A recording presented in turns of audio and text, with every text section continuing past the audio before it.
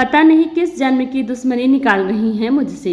ऐसी छुई मुई बनकर बैठी रहती हैं जैसे मेरे आने से पहले 8-10 नौकर चाकर आगे पीछे फिरते रहते थे।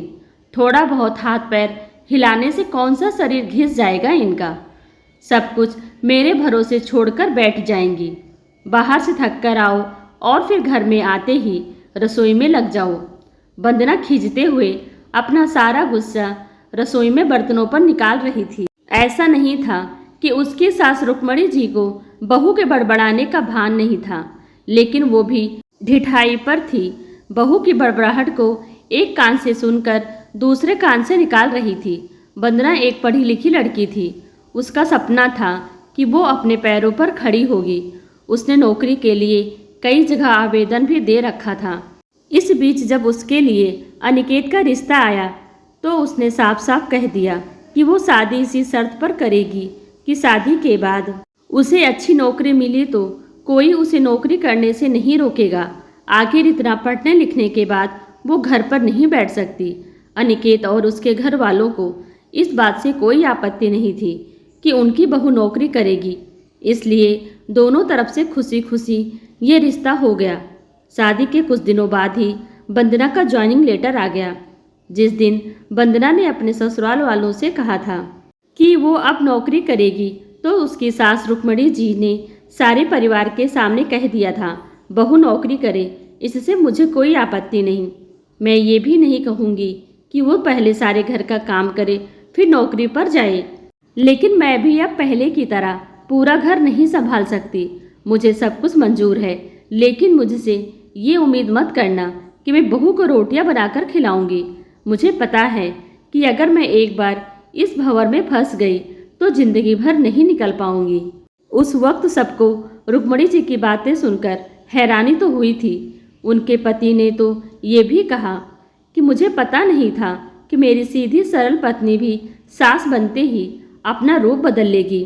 लेकिन इन सब बातों का रुक्मणी जी पर कोई असर नहीं हुआ। वो तो अपनी जिद पर अड़ी थी। खैर, वंदना को तो नौकरी करनी ही थी, क्योंकि घर के थोड़े से काम के लिए वो अपनी इतनी अच्छी नौकरी तो नहीं छोड़ सकती थी। वहीं उसके पति और ससुर ने भी नौकरी की इजाज़त दे दी थी, तो वो फिर कहाँ रुकने वाली थी। इस समस्या का ये हल निकाला गया कि घर के कामों के लिए एक कामवाली और खाना बनाने के लिए कुक रख ली गई।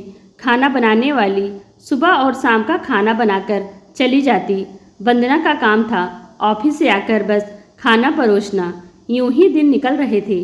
वंदना की शादी को 2 साल हो चुके थे। अब तो वंदना और बाकी सब घर वालों को इस रूटीन की आदत हो गई थी। लेकिन मुश्किल तो तब होती थी जब खाना बनाने वाली छुट्टी ले लेती थी।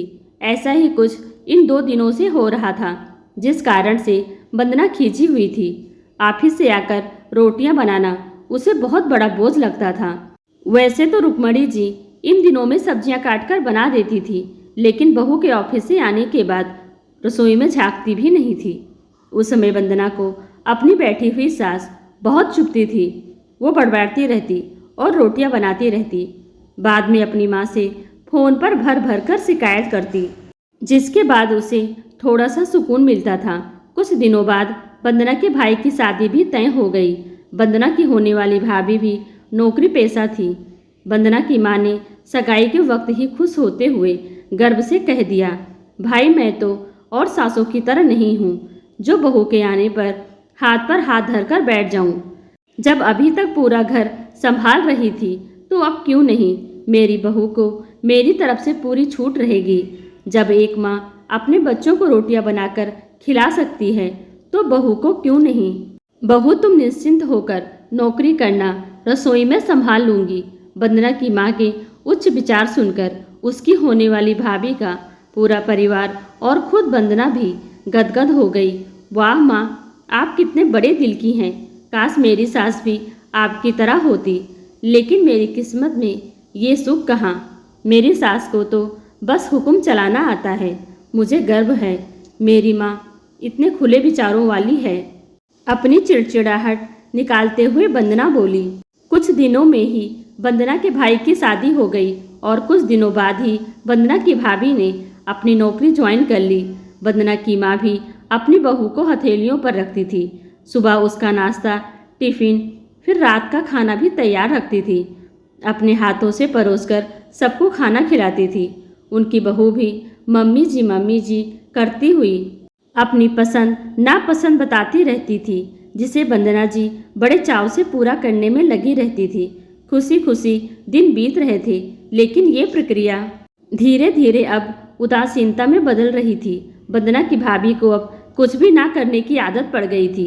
एक दिन जब वंदना फोन पर अपनी माँ से बात कर रही थी, तो उसकी माँ रो पड़ी।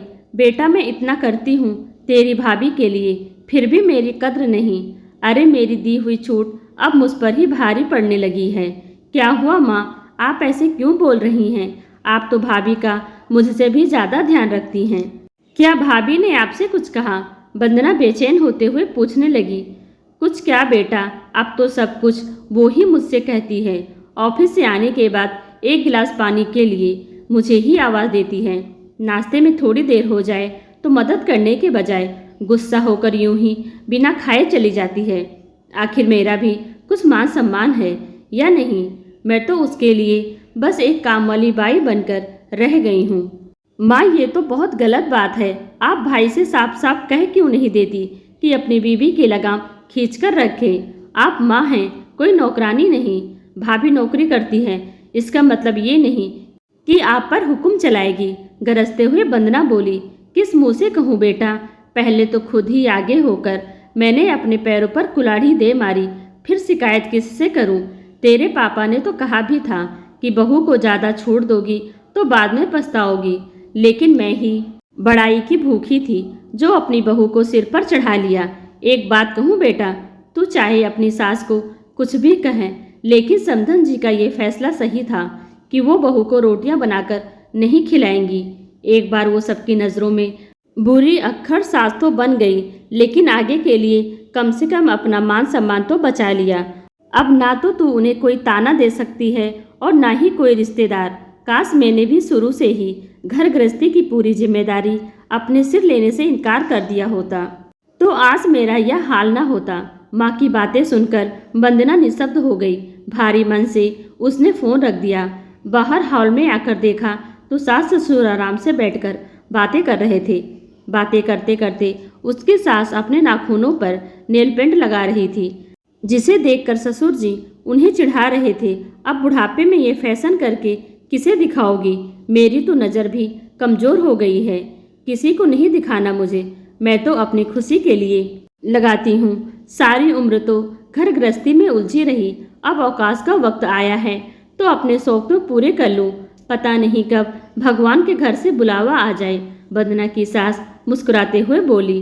पता नहीं आज क्यों वंदना अपनी सास की बातें सुनकर चिढ़ नहीं रही थी, बल्कि वो भी मुस्कुरा उठी। सही तो कह रही हैं मम्मी जी, एक गृहिणी को अपने लिए वक्त ही कब मिलता है। पहले अपने बच्चों को पाल पोस कर बड़ा करो, फिर कामकाजी बहू घर आ जाए तो उसे और उसके बच्चों को संभालो। काश मेरी माँ ने भी मेरी सास की तरह पहले ही कह दिया होता कि बहू को रोटियां बनाकर नहीं खिला सकती।